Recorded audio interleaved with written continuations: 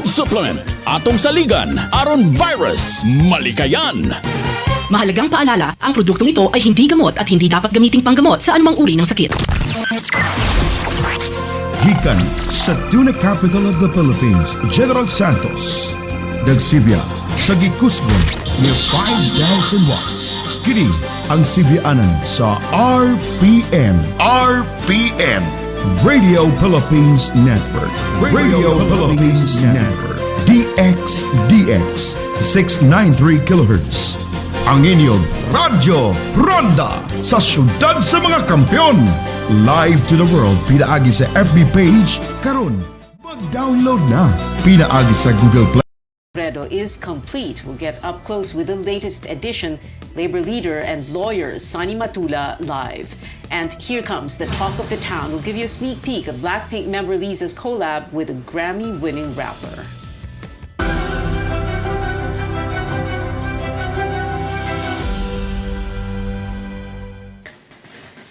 The government hits its vaccination target for October. Vaccine czar Carlito Galvez says over 25 million Filipinos are now fully vaccinated against COVID-19. Nakuha na natin yung target at saka yung 55 million na hiningi ng presidente na magkaroon tayo ng 55 million administration. Ngayon nakaka 54 million na tayo. We still have 8 days na matagdagan pa yon, and we are looking na magkaroon pa tayo ng i-add pa natin na at least 52 to 53 million. We can also reach 100 million vaccines that will be delivered by end of the month. The country received close to 700,000 AstraZeneca doses today. More shots are expected to arrive tonight and in the coming weeks. Now, the government's vaccination program gets a boost as more minors lined up to get a shot. More facilities join the second phase of the vaccine rollout here in Metro Manila. Our Tristan Odalo tells us how it went. Protecting their entire household, that's the motivation of Jeffrey Aulo on why he decided to get his son vaccinated against COVID-19 at Pasay City General Hospital on Friday. Nakakatakot na po talaga yung COVID eh. Dapat po talaga maprotektahan na lahat, pati bata. Di naman po, para lang kagat na langgam. Para po iwas rin COVID, para rin maprotektahan ang pamilya ko. Another father and son also showed up at a kick-off event in Pasay.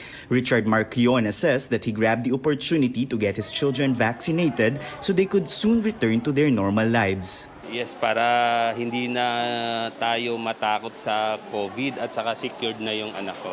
I just wanna encourage my friends na they should get their vaccine already kasi what I said nga, you're gonna be safer, more stuff to do. Pasay City hopes to vaccinate 70 adolescents on Friday. They also check every hospitals to get the real data of children with comorbidities. Nakipag-ugnayan kami hindi lang sa aming ospital, sa mga health centers na mayroong pasyenteng bata na may comorbidities. Sinali din namin pati ang aming mga private hospitals, ang mga clinic at ang grupo ng mga pediatricians upang makuha talaga namin ang tamang numero ng mga bata na dapat makunahan.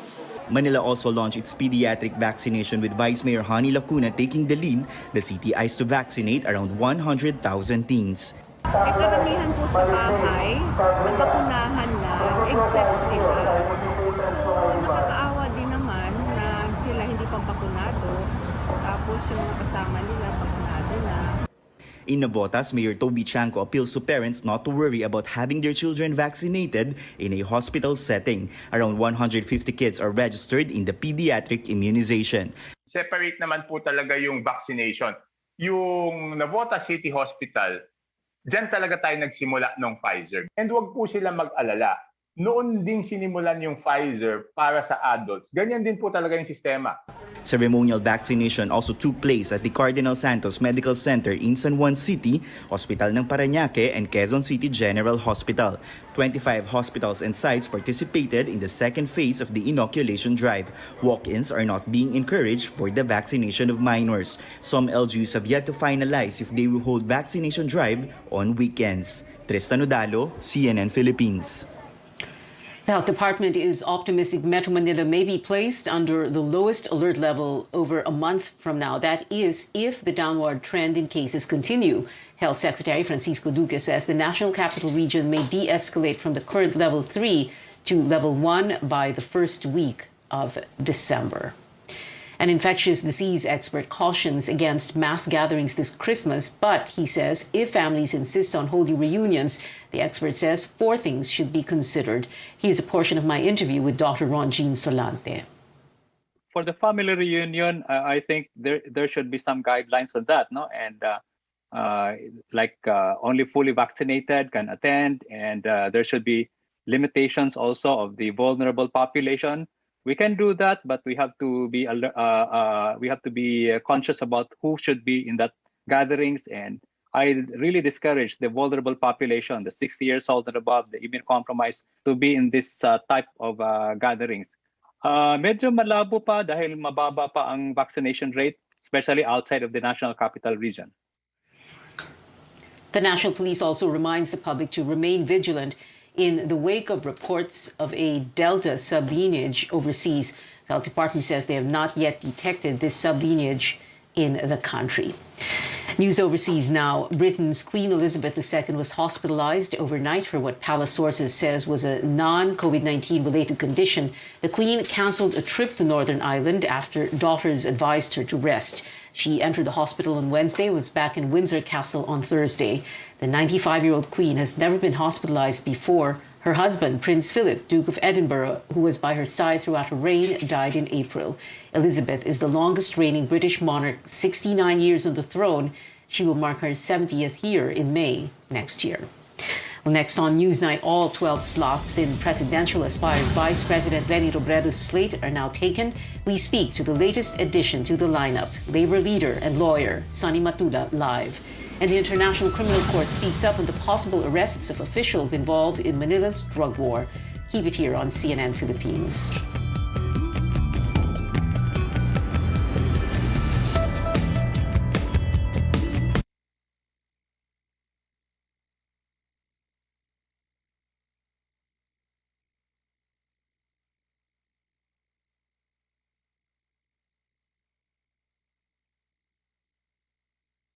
Philippines Network, Radyo Ronda, DX General Santos, member kapisanan ng mga broadcaster ng Pilipinas. Mas tulong lakas, Radyo Ronda Nationwide. O, anyari sa'yo? Ba't nakasimangot ka? Alam ko na. Masakit ang katawan mo, ano? Sa sobrang trabaho? O di kaya masakit ang ulo sa sobrang stress? Break ka muna. Hinga ng malalim at imasahe ang ulo mo gamit ang Herbalaya Liniment Oil. Ako rin ganun eh. Kaya pag mataas ang tensyon sa trabaho, mag-Herbalaya break ka muna. Herbalaya Liniment Oil. Amoy na kaaya-aya. Sa bawat pahid ay ginhawa. Suportahi ang imong immune system para mabatukan niini ang mga viruses sama sa corona ug uban pa. Pag Herbalaya Food Supplement every day. Aduna kini mga natural herbs ug antioxidants nga mopakusog sa imong immune system. Batukan ang mga viruses. Mag-Herbalaya Food Supplement matag adlaw. Inyong mapalit sa inyong mga suking butika bisan asa. Herbalaya Food Supplement. Atong saligan aron virus malikayan. Mahalagang paalala, ang produktong ito ay hindi gamot at hindi dapat gamiting panggamot sa anumang uri ng sakit. Bored ka na ba sa mga tourist spot na palagi mo nalang pinupuntahan, wala nang bago? Andito na ang North Deck Sinawal Restaurant and Tiki Bar, the newest tourist spot in Jensan. Gusto nyo magkape, may putumaya, boko halo, sikwate, and of course, ang kanilang masasarap na pagkain sa kanilang restaurant, katulad ng Filipino International Cuisines. At marami pang pagpipilian na jack-swak sa inyong lasa at sa bulsay amot kaya. Busog ka na sa masarap na pagkain, busog ka pa sa magandang tanawin. Huwag kaligtaan ang kanilang live hito grilled or deep fried. Of course, halal foods po ito. Sila ay bukas mula alas 4 ng umaga hanggang alas 8 ng gabi. Kaya huwag niyo kalimutan, North Deck Sinawal Restaurant and Tiki Bar. Sila ay matatagpuan sa Purok Soriano Diversion Road, Barangay Sinawal, General Santos City. O maaaring tumawag sa kanilang cellphone number 0935-7454-329. Hanapin lamang si Fernan Bornales. Newest tourist spot in Jensen.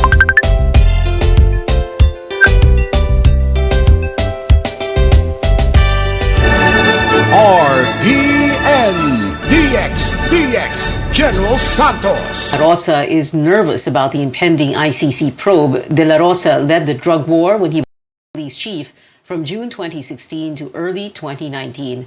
But Mr. Duterte assures him he will take the blame. Here's the president in his own words. Pero huwag kang mag-alala. If there is any person who is going to prison, it would be me. But it should be a Filipino court manned by a Filipino judge and me prosecuted by a Filipino prosecutor.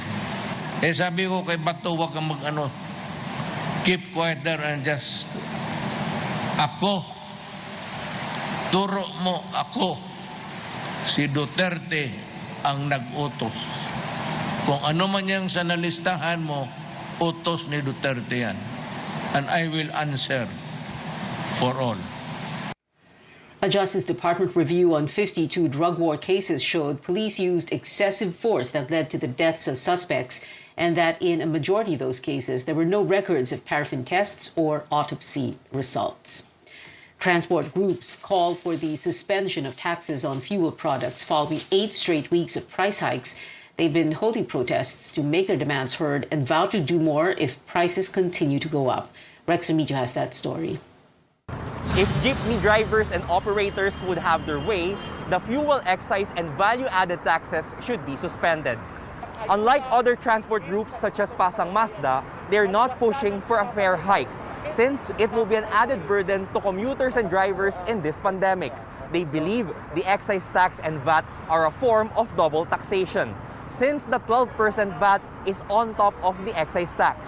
Sa bawat pagtataas po ng presyo ng petrolyo, ay tumataas na yung mga pangunahing serbisyo at mga pangangailangan ng ating mga mamamayan. Napakabigat talaga nangyayari sa aming mga driver. Wala nang kinikita. Itataas pa yung krudo. Drivers say they're losing over 300 pesos in daily income as fuel prices rose to as much as 16 pesos per liter in less than 2 months. The Energy Department, meanwhile, has discussed with lawmakers proposals to suspend or reduce the excise tax. We wrote Congress because the measures that we have thought of and considered requires legislation. Kasi ang concept na gustong gawin ni Secretary Cusi is by the time nag-increase, di ba, merong level, nag-increase ang price, kung pwedeng magbawas ng excise tax. And the issue of VAT, pumasok din yan. There are ways to address the tax concerns. Either Congress amends the law or the Finance Department recommends its suspension, subject to the President's approval. Lawmakers seem inclined to take other options, such as giving subsidies to drivers from excise tax proceeds. The DOE says it will look into the matter. The agency also appeals to oil companies to give discounts. 5 firms have so far agreed to do so. For the long term, transport groups want a review and possible abolition of the oil deregulation law so that government can again intervene on price movements. But the Energy Department says this would take time. For now, transport groups are planning more protests, including a caravan from Philcoa in Quezon City to Malacanang in Manila, and they say this will continue in light of the non-stop rise on fuel prices. Rex Remitio, CNN Philippines. Senator Amy Marcos supports the suspension of excise taxes, saying it would be best if the palace or the finance department issues a directive on the matter. Marcos says this may raise questions about constitutionality, but adds it is a, quote, compassionate rescue amid the pandemic. Well, Zamboanga City is also struggling with surging gasoline prices. The Energy Department will look into the matter following an urgent appeal from Mayor Ben Climaco, who pointed out that residents are also grappling with a spike in COVID-19 cases. Climaco says gas prices in the city now range from 61 to 67 pesos per liter.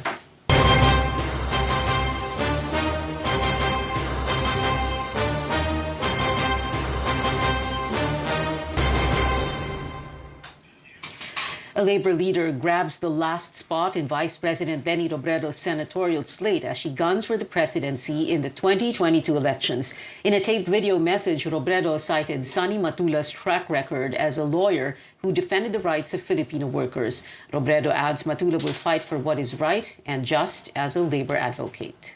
Malinaw sa mga usapan namin kung nasaan ang puso ni Attorney Sonny Matula. Para sa kanya, ang pakikianib sa atin ay hindi isang transaksyon, kundi tungkulin. Ito ang ambag niya sa pagwawaksi ng luma at bulok na politikang ugat ng gutom, paghihirap at pagkamatay na maraming Pilipino. Malinaw sa kanya kung gaano kalaki ang nakataya sa susunod na halalan at walang alinlangan niyang ipinapahiram sa atin ang kanyang lakas upang siguruhin sa Mayo magwawagi ang pamahalaang bago, matino, mahusay at makatao. Matula is part of the Alliance of Labor Leaders for Leni or All for Leni, which earlier pushed Robredo to run for president and for the lawyer to be included in her slate. The alliance says it has 350,000 members and vows to deliver at least 2 million votes.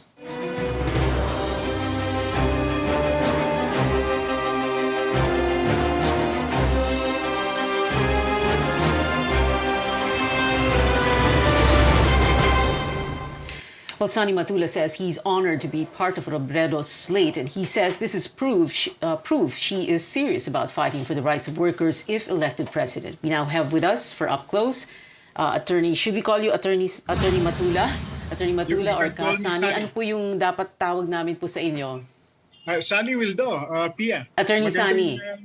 Magandang gabi po sa lahat. Attorney Matula or Attorney Sonny? Yes, good evening po.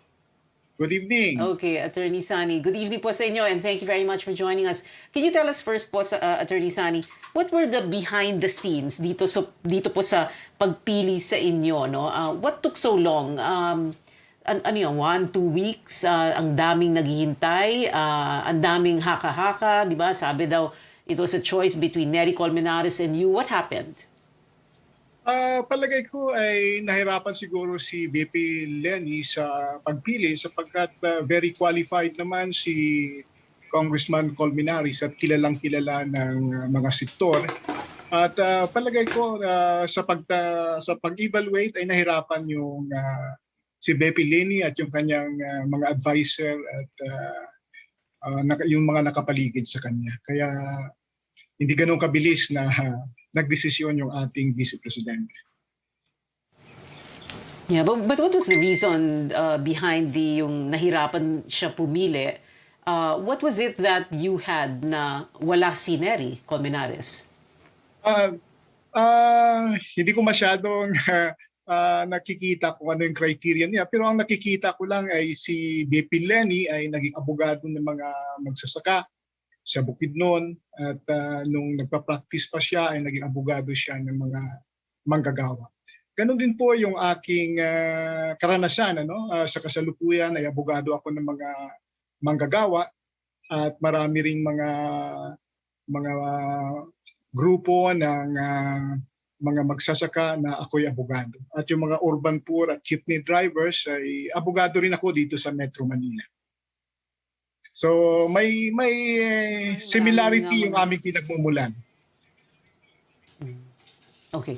Marami pong pinag-uusapan ngayon tungkol sa no vaccine, no work policy. Although hindi naman siya policy, pinag-uusapan pa lang, there is that possibility. It's well hanging over our heads, no? But what do you think of that as a labor leader, as someone who has represented labor groups in the past, and also as a lawyer? Pwede po bang pilitin ang tao na magpabakuna? At kung hindi siya magpabakuna, hindi siya pwedeng tanggapin sa trabahong that he is applying for? Or mawawalan siya ng trabaho, matatanggal siya sa trabaho dahil ayaw niya magpabakuna? Ano po ba yung dapat na balance between these two forces? The existing law provides that vaccination is not compulsory. In fact, under Section 12 of Republic Act 11-525, it is clearly stated that vaccination is not a mandatory requirement in obtaining education, in employment, and in other similar government transactions. So the law is clear that it is voluntary. In fact, the law also says that these vaccines are still in an experimental stage. So that's the reason why vaccination is not yet compulsory. And of course, at present, there is a problem of supply. In fact, I was just vaccinated a week ago because of lack of supply of the vaccine. So that was my first dose last week, and I need to have my second dose in December. So malayo pa rin. At there are a number of workers who are not yet vaccinated because of lack of supply of these vaccines. So mahirap naman. It is unreasonable to impose the compulsory vaccination when there is lack of vaccines or wala pang vaccines o kulang. But, well, two things there, Opo, sa Attorney Sani. Number one, ang sinasabi na po ng gobyerno at nakikita naman po natin in the last few days, ang dami na pong dumarating na supply ng bakuna, iba't ibang brand po yon. At ang sabi nga ni Secretary Charlie Galvez, meron na po wala na po tayong problema sa supply. Yung problema na lang po natin, logistics and how to bring this all, to download all of these to the different LGUs all over the country. But at the same time, sir, what you're saying is that the only thing we can use is moral suasion, no? Parang convincing to convince people to get vaccinated. Otherwise, wala tayong ano. Oh, we encourage people to be inoculated, ano? So hindi naman namin ino-oppose yan kasi kinakailangan talaga ng ating mga manggagawa yan. Ang ating lang na hindi pwedeng i-impose yung no work, no vaccine, no work, ano? Kasi hindi mandatory nga sa ating sariling mga batas. At yung resolution lamang ng Interagency Task Force ay hindi yan pwedeng sumalungat sa ating kasalukuyang batas na voluntary nga yung vaccination na sinasabi. At kung i-impose yan, ay palagay ko ay misapplication of the law yan sapagkat hindi naman pwedeng mas mataas yung resolution kaysa resolution ng IETF kaysa batas na ginawa ng Kongreso. So kung may batas, probably... Attorney Sani, meron pa pong... Yes, ma'am. Meron pa pong isa pang controversy nowadays, itong excise tax oil. Dahil nga patuloy na tumataas lang yung presyo ng produktong petrolyo at talaga namang it becomes a really big problem. Lahat, pagtaas ng presyo ng gasolina, taas na yung lahat. Na alam naman natin po yun. So, if you were, because ang pinag-uusapan ngayon, pwede namang i-amend ang law, pwedeng i-suspend down ng Finance Department ang provision na yon doon sa batas. If you were to win in this bid for the Senate, and if you are there in the Senate already, at umabot sa panahon na nandoon na po kayo sa Senado, what would you do about this particular controversy on the excise tax? Palagay ko ay napaka-importante kasi ng mga gasolina at ito ay ginagamit ng maraming mga Pilipino, ay dapat gamitin na Executive Department yung kanyang kapangyarihan, i-suspend muna. At palagay ko kung nasa Senado na tayo ay ating i-review yung excise tax na yan sa ating mga gasolina kung ito ba epektibo o dapat nating tanggalin na sa ating mga batas. Alright. Attorney Sani, yet another controversy, itong pinag-uusapang investigasyon ng International Criminal Court. Ang sinasabi po ng Malacanang, ng administrasyon, wala pong jurisdiction ang ICC sa Pilipinas dahil di na po tayong miyembro nito at marami pa pong ibang dahilan. In a very as brief as possible, Attorney Sani, can you tell us what you think is going to happen and ano po ba ang pwedeng gawin ng ICC at hindi nila pwedeng gawin? Palagay ko ay yung jurisdiction ng ICC. Investigation into the war on drugs, sorry. Yes, the investigation I think is a good thing that happened. Yung sinasabing walang jurisdiction ay sinagot na yan ng Korte Suprema natin mismo doon sa kaso ng Cayetano versus o Pangilinan versus Cayetano, yung bago lamang, yung pag-withdraw ng Pilipinas sa International Court of Justice. And the Supreme Court said that the ICC has jurisdiction from the time that we entered into the agreement until the time that we withdraw from the ICC or the Rome Statute. So yung mga nangyayari during the time na tayo ay kasapi pa ng ICC ay may jurisdiction ang korte ang International Court of Criminal Court at dapat ay hindi maging baliwala ang accountability ng ating mga opisyal na nasuspitsan o may mga probable cause para sa kanila sa mga nangyayaring patayan sa ating bansa.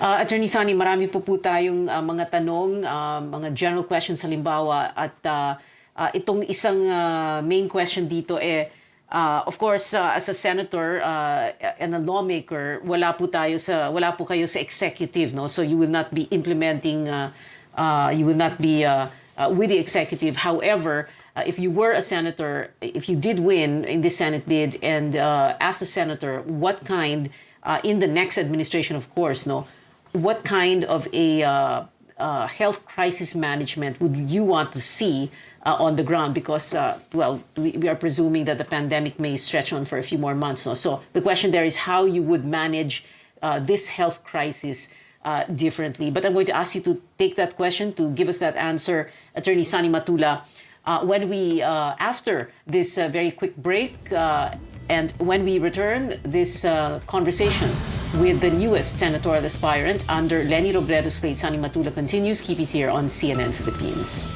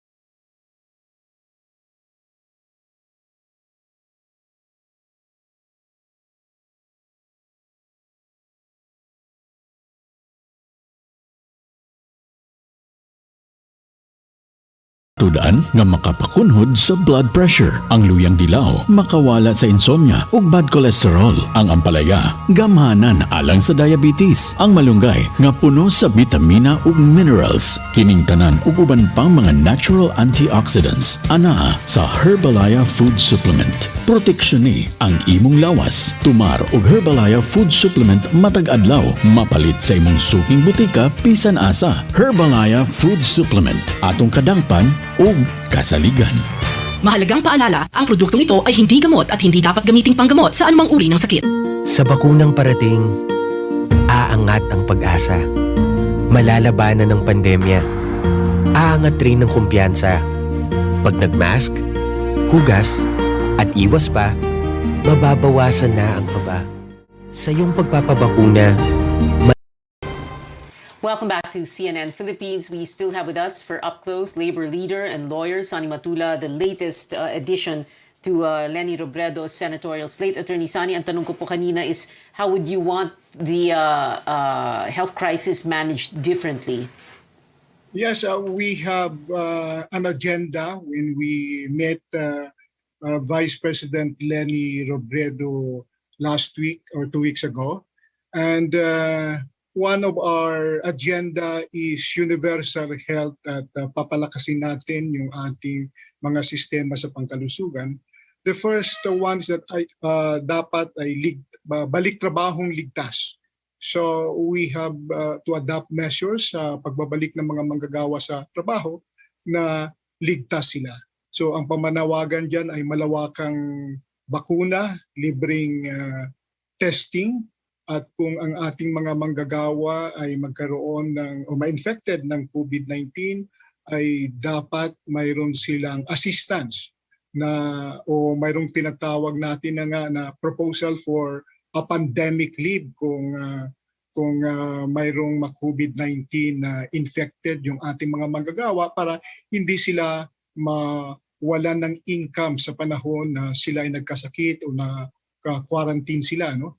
So at kasama na diyan siyempre ang pag-recruit ng maraming mga healthcare personnel. Noon pa man ay sumulat na kami sa Pangulo ng Pilipinas, sa Department of Health at sa ating Department of Labor na dapat nag-recruit ng mga regular na mga healthcare worker, hindi lang po yung mga job order o yung mga contract of service ng mga personnel, kundi mga regular na mga empleyado ng Department of Health para sa matugunan yung pangkalusugang pangangailangan ng ating mga kababayan. Isa po ang kulang sa kasalukuyan ay karamihan ng ating mga na-recruit na mga healthcare personnel ay mga contract of service o may contractualisasyon na nangyayari na ang kanila namang ginagawa ay permanenteng trabaho ng ating pamahalaan. So masama po yan. Yan ay ating babaguhin. Okay, babaguhin meaning ang sabi po kasi sa akin the thing you're most passionate about is security of tenure, and you're saying na kapag dumating kayo sa Senado at kung nakakarating kayo ng Senado, yan ang isa sa mga na tatrabahuin nyo. Oho. At siyempre yung paid quarantine leave ng ating mga manggagawa sa panahon na sila ay magkasakit o sa panahon na sila ay naka-isolate. Oo. Attorney Sani, siyempre ang running for the Senate is not a small thing. As a matter of fact, ang estimates can run between 200, 500 million for a campaign for the Senate. So the question is, how do you plan to fund your campaign? And given that you are a labor leader, a labor lawyer, how would you say big business looks at you and your candidacy? It's good that we are included in the slate of the Vice President kasi madadala na tayo sa kampanya ng ating Vice Presidente at sa palagay natin ay tutulungan ang mga manggagawa na manalo, yung representante ng mga manggagawa na manalo sa eleksyon na ito. So malaking tulong po yon. At nagpapasalamat kami kay VP Lenny na napagbigyan yung mga manggagawa. For the first time, palagay ko, yung mga manggagawa na bigyan ng break at palagay ko ay mananalo yung representante ng mga manggagawa sapagkat nakasama tayo sa mainstream na mga political coalition. Siyempre, wala tayong pera na sarili natin. Attorney Sani, the following questions are answerable only by yes or no, so wala pong explanation allowed. Sorry po. So okay, the first question is, do you favor easier public access to the SAL-Ns of the President, Vice President, and members of Congress? Yes or no? Yes. Yes. Do you support lifting foreign ownership limits in the Constitution? Yes or no, sir? Come again? Do you support lifting foreign ownership limits in the Constitution? Yes or no, sir? No. I will not support the lifting of the term limit. Okay. Do you favor the reimposition of the death penalty for drug-related crimes? Yes or no? No. Life is precious, and it cannot be returned back. Should the sitting president Okay, should a sitting president be allowed to run for vice president in the next election? Although, of course, alam naman po natin, nagsabi na po si President Duterte na hindi siya tatakbo, hindi po siya nag-file ng COC. Pero syempre, hindi natin alam kung ano mangyayari between now and November 15. At the same time, sabi po niya, retired siya. Pero ang tanong, should a sitting president be allowed to run for VP in the next election? Yes or no, sir? I think no, is the answer. Do you favor resuming peace talks with communist rebels? Yes or no, sir? Yes, that's good for the Philippines to discuss. Should the country peace. be more aggressive in protecting its maritime interests in the West Philippine Sea? Yes or no, sir? Yes, of course. And my final question for you, Attorney Sani, before we say goodbye to you, you were also a law professor and, of course, like we said earlier, a labor lawyer. What for you was the most significant, the most impactful, I suppose, the labor case na na-handle po ninyo? And even if, for example, you do win and you get to the Senate, would you still be teaching law? Ang daming nagsasabi na magaling daw po kayong teacher. Yeah, I have 3 landmark cases, which is my favorite before the Supreme Court. The case of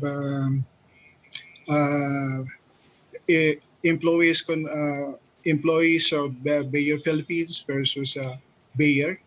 Then we have the Arabit versus Jardine Finance.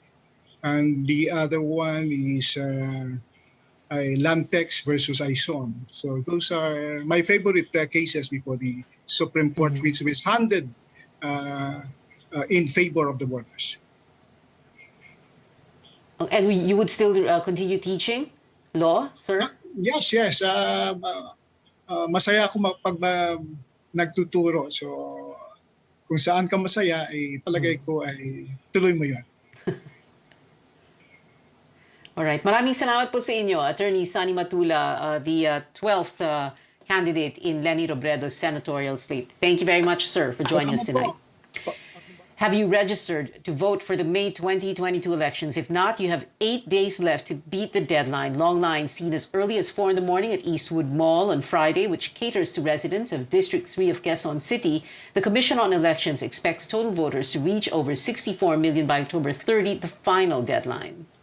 It guarantees 300 registered voters for the day. But we prioritize especially for the frontliners. No? There's a special lane for frontliners. And of course, the usual PWD, pregnant, and senior citizens. That's on top of 300. So we're nearly averaging around 500 plus per day just to cover all interested registered voters.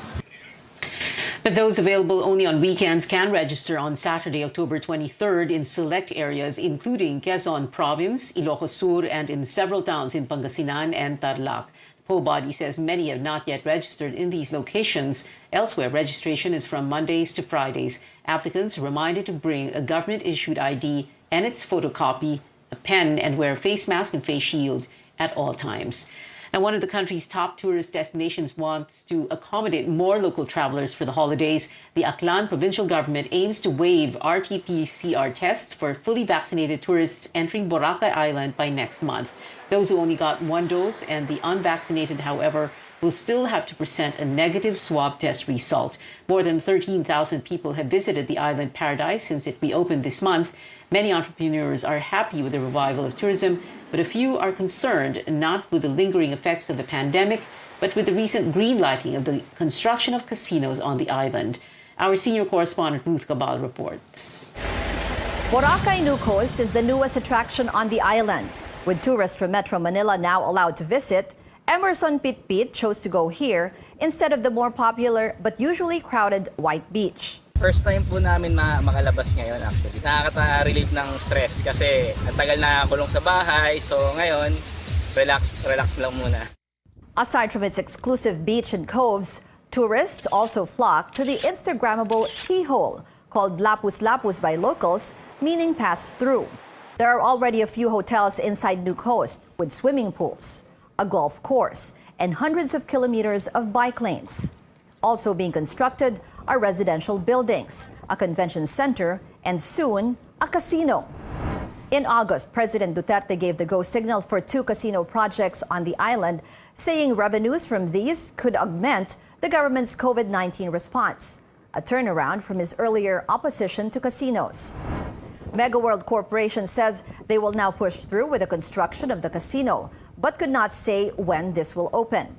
It adds the casino will just be one of its many tourist attractions, occupying less than a hectare of the 150-hectare compound. The company also vows to comply with environmental policies. Aside from New Coast, PAGCOR, the country's amusement and gaming corporation, also approved a provisional license for Macau-based Galaxy Entertainment Group to build a $500 million integrated resort and casino in Boracay.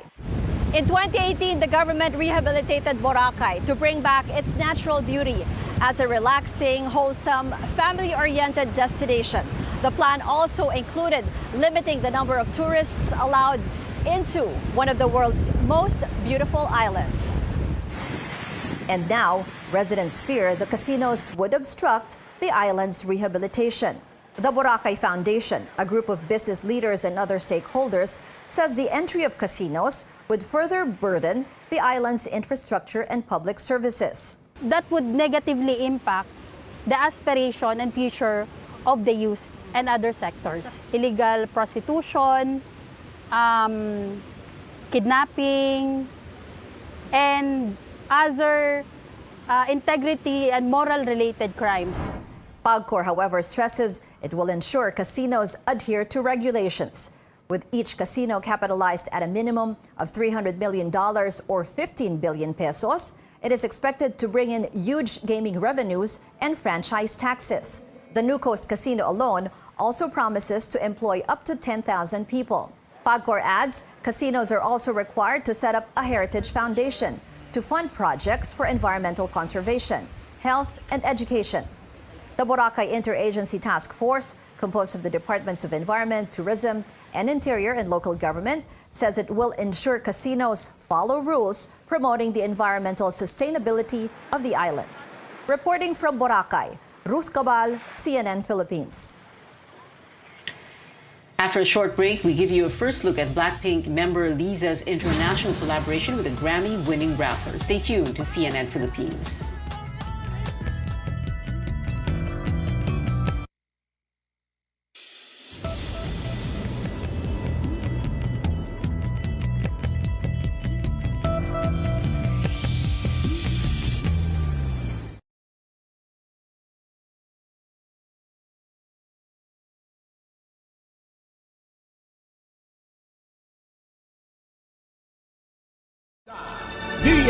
DX General Santos, member kapisanan ng mga broadcaster ng Pilipinas.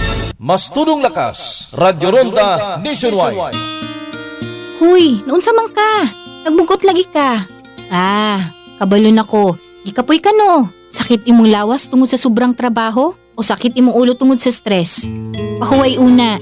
Ginhawag lawom ug hiluta ang imong ulo gamit ang Herbalaya Liniment Oil. Kay mausab ni akong ginahimo. Maong akong taas ang tensyon sa trabaho, mag Herbalaya break sa Herbalaya Liniment Oil. Amoy nakaaya-aya. Sa bawat pahid ay ginhawa. Ang lemongrass o tanglad na pamatudan nga makapakunhod sa blood pressure. Ang luyang dilaw makawala sa insomnia ug bad cholesterol. Ang ampalaya gamhanan alang sa diabetes. Ang malunggay nga puno sa bitamina ug minerals. Kining tanan ug uban pang mga natural antioxidants ana sa Herbalaya Food Supplement. Proteksyon ni ang imong lawas. Tumar og Herbalaya Food Supplement matag adlaw mapalit sa imong suking butika bisan asa. Herbalaya Food Supplement atong kadangpan ug kasaligan.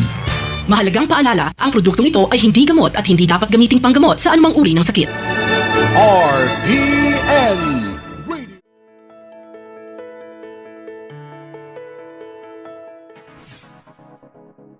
The Delta variant of COVID-19 is spreading rapidly around the world, and health officials are calling it the super spreader variant.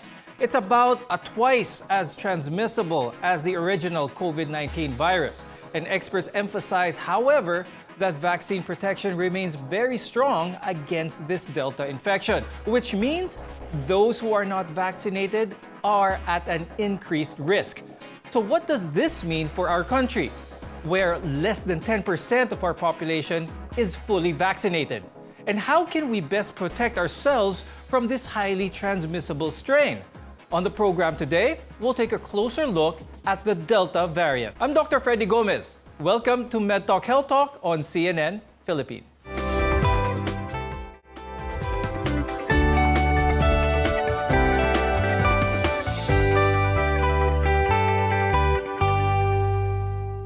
Let's say someone gets infected by the Delta variant. Public health experts estimate that patient can spread it easily to 8 people. This is compared to the 1 or 2 people from the original COVID-19 strain. The Delta variant has the highest transmissibility of all the variants we've seen so far.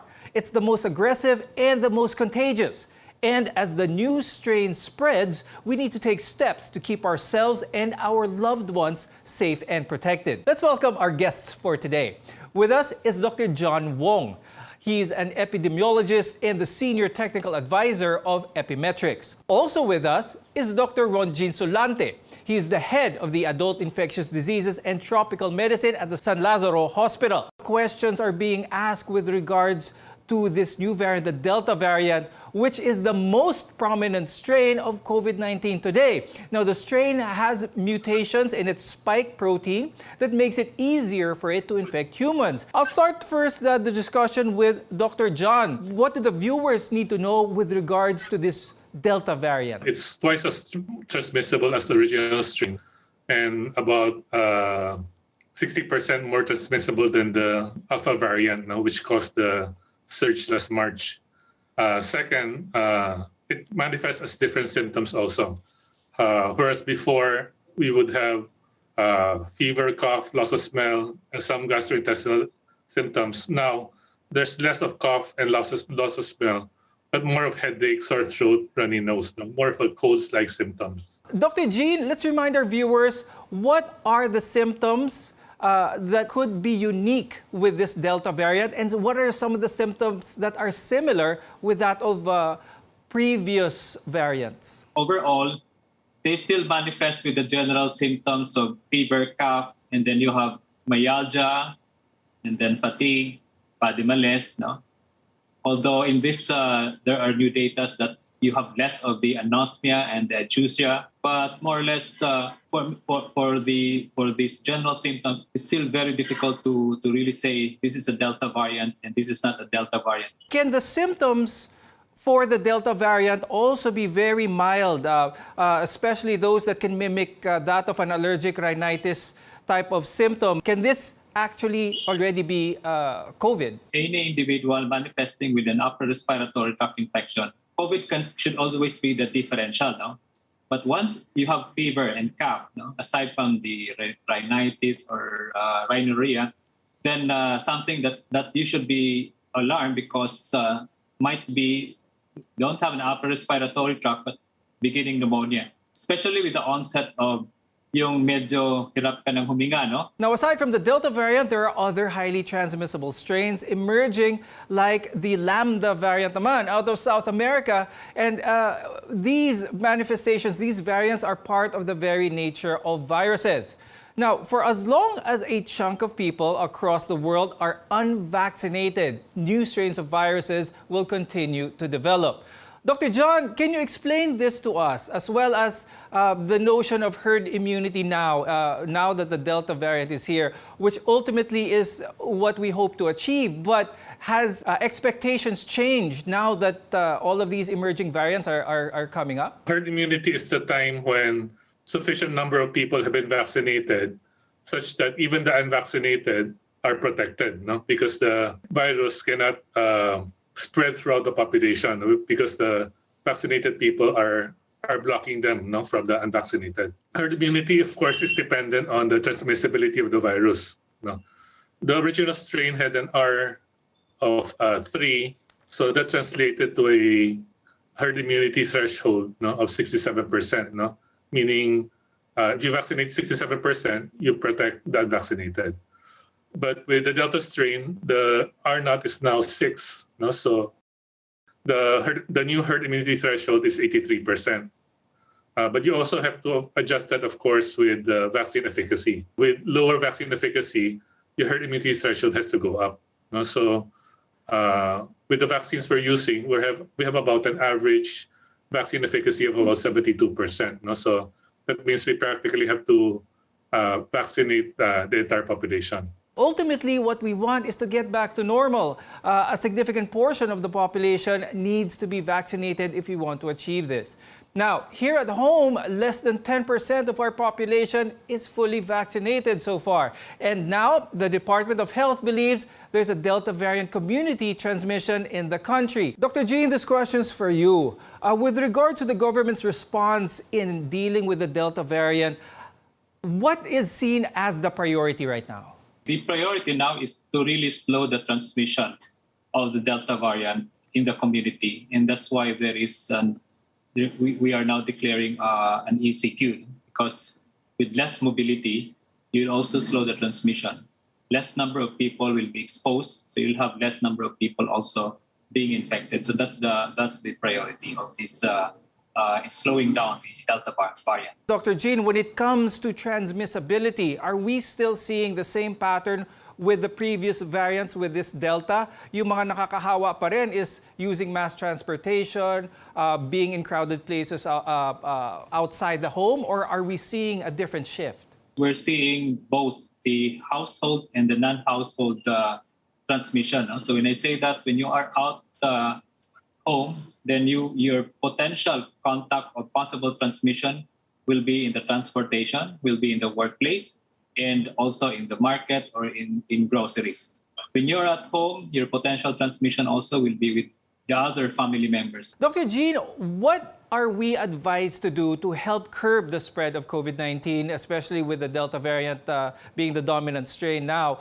Does the government have any tips or guidelines for us? The most important is still the following the minimum health safety protocol, wearing of your face mask and face shield, protecting yourselves, even especially in areas where possible risk of transmission. The most important here is also the vaccination. So we continue to have the rollout even with ECQ. We want to target, the NCR wants to target the 50% full vaccination. Currently, we are now at 20%. We want to target the A2 and the A3. Why? Because the A2 and the A3 are the highly vulnerable. If they get the infection, they are the ones that will be getting into the hospital and developing more severe infection. And these are the people that can also overwhelm the healthcare facility. We'll discuss the COVID-19 vaccine and how effective it is against the Delta variant. Stay with us here on MedTalk Health Talk. You're watching CNN Philippines.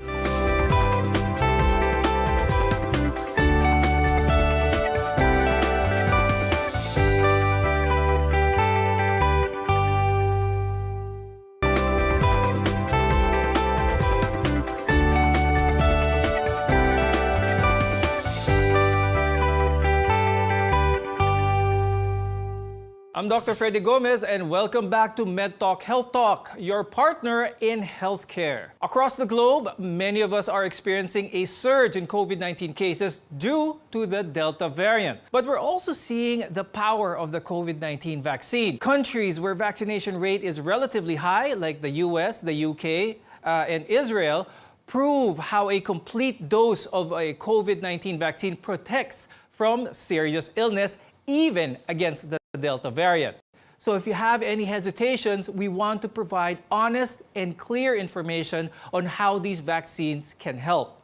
Dr. John, can you walk us through how the COVID-19 vaccine works and how is it still effective even with the Delta variant? They all introduce the spike protein or produce the spike protein inside the body. And this stimulates the immune system. So the immune system produces antibodies, T cells, and memory cells that create our immunity against the virus. The parts that are different are that they have different platforms or means of introducing the spike protein into the body. So for example, Pfizer and Moderna uses mRNA.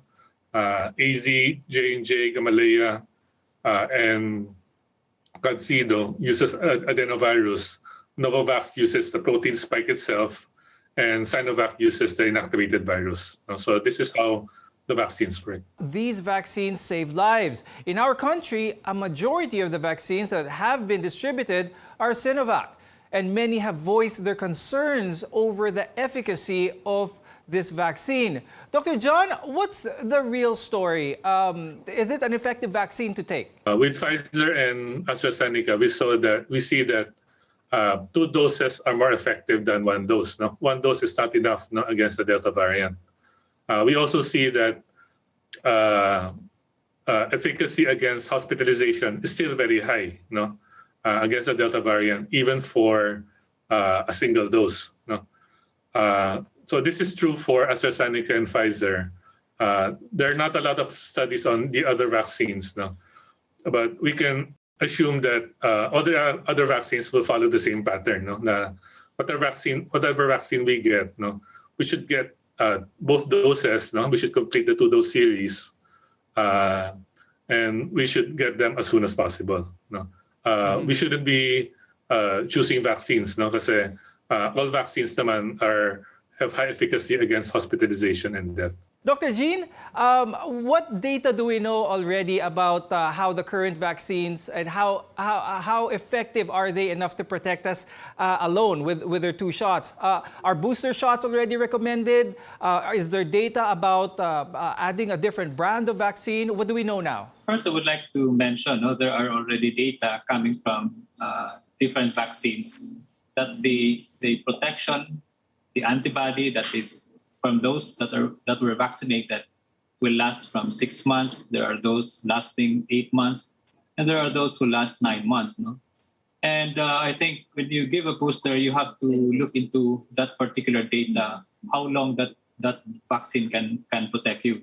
Okay? So at this point in time, we don't have yet recommendation for giving a booster shot. Our target is really to inoculate everyone. Today, there are people who are hesitant to get vaccinated against COVID-19 because of the side effects that come with it. But should that be a hindrance to getting vaccinated? Dr. Jean, what can people expect after their COVID-19 vaccine? I would like to enumerate the data coming from the government, the FDA, regarding those fully vaccinated or who have given or received the vaccine. Ang rate ng adverse event side effect is only less than 5%, so between 2 to 3%. And the most common adverse event is really pain at the injection site, mamaga, masakit, minsan parang nilagnat lang, and these are all self-limited. So nawawala lang, wala naman. So in short, these side effects are tolerable, and as of this point, there are no adverse events that led to death. But if you're experiencing any of these side effects, one should remember not to panic. There are doctors in those vaccination centers. That's why they ask you to wait for a few minutes, 15 to 30 minutes after you get inoculated to check that everything is okay before you leave. Dr. John, what can we do to help relieve some of these side effects na nararamdaman? Although minor, some of them might be concerning to someone who feels them for the first time. For pain, headache, muscle pain, or fever, you can just take paracetamol. And also try to drink lots of fluids. For redness or swelling in the arm, you can put cold compress and try to use or exercise your arm. And then for fatigue, try to rest. Usually, the side effects are gone in 24 to 48 hours. Health officials were hoping to achieve herd immunity by the end of the year. But with the virulence of the Delta variant, today, many more people would have to be vaccinated in order to achieve it. Dr. John, what should the population know in order for the vaccinated to achieve herd immunity with the current Delta strain circulating and possible other strains in the future? Pataas na lang ba yung percentage natin bago ma-reach natin ang herd immunity, Dr. John? It will depend on the behavior of the Delta variant. Hopefully, the ECQ can keep it low. But if it becomes the dominant strain, it will be very difficult to achieve herd immunity. Our goal, therefore, should be to get everyone vaccinated so that we can prevent hospitalizations and deaths. Now, until we reach herd immunity, there are steps that we can take to keep safe and protected. We'll discuss these after a short break. We want to be your partner for a lifetime of good health. So stay with us on CNN Philippines.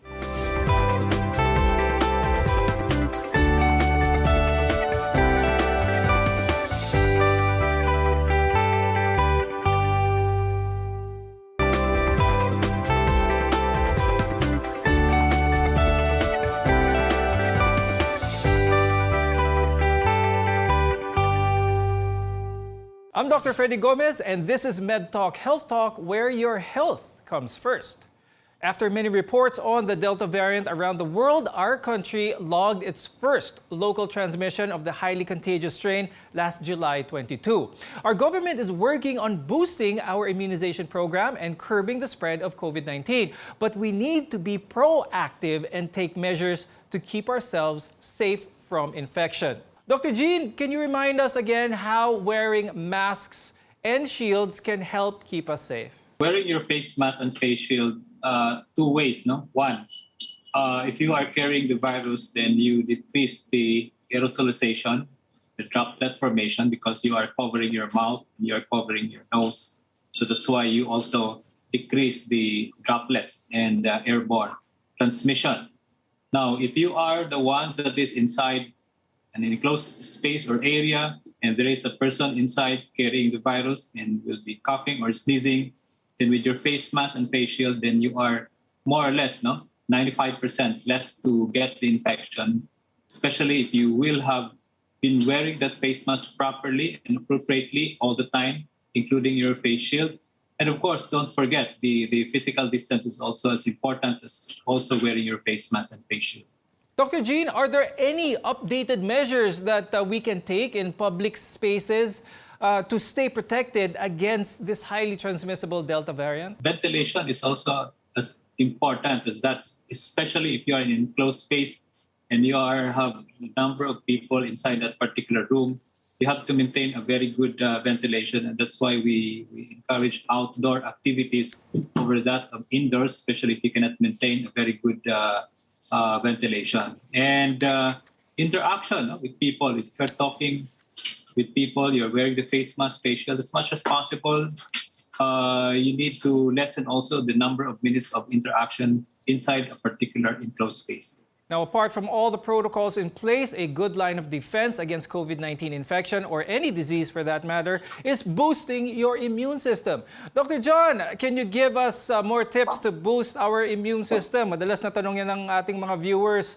How can they take care of their immune system? What are some of the simple lifestyle habits that we should incorporate in our day-to-day? First is to lower your stress. You can do meditation or controlled breathing exercises. Try to improve your sleep habits also. Try to get 6 to 7 hours of sleep a night. Set a regular schedule for bedtime and waking up. Avoid screens at night. Also night eating and exercises before bedtime. Take vitamin D supplements. You have a lot of this in fish, egg yolks, mushroom, fortified juices.